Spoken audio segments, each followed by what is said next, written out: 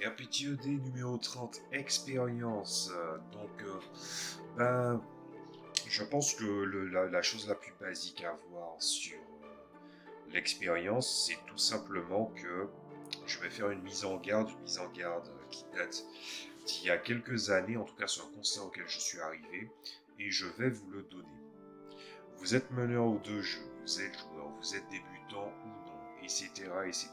N'oubliez jamais, je dis bien jamais, qu'une expérience à une table, à un jeu, en matière de durée, en matière de campagne, en matière de contenu, peu importe le jeu de rôle auquel c'est, à la fois ça témoigne de certaines choses, mais en même temps ça ne prouve pas grand-chose non plus.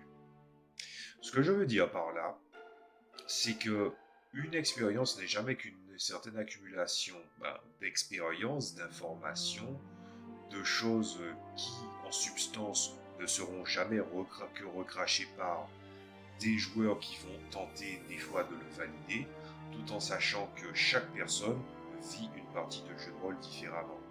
Donc que ce soit la personne qui prétend parler de connaître vaguement le jeu de rôle parce qu'il n'a pas trop envie en fait de se faire rejeter, ou encore le gars qui se la joue vétéran mais qui pourtant a des réflexes qui sont vraiment merdiques ou des connaissances de règles qui sont très très élémentaires, très très basiques, et tout ça pour finir par dire ah ouais mais en fait c'est pas vraiment à ce jeu là que j'avais joué.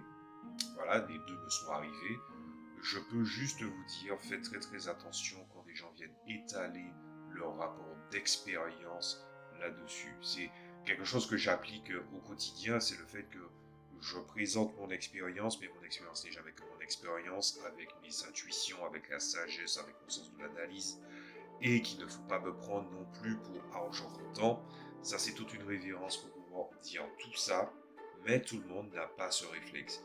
Et parfois, pour pouvoir s'intégrer à une table, ou pour pouvoir en fait avoir une certaine forme de validation sociale, ce qui est un peu triste d'ailleurs, ils essaient de vouloir laisser transparaître une certaine forme d'expérience comme si c'était un argument de validité. Malheureusement, la société a rendu certaines personnes comme ça. Je m'adresse à vous qui allez découvrir le jeu de rôle ou qui vous découvrez déjà le jeu de rôle. Posez les questions qui comptent. Ne posez pas la question en rapport avec l'expérience. Ça ne sera pas ça qui va vous permettre de déterminer si vous pouvez faire un bout de chemin autour d'une table avec une personne.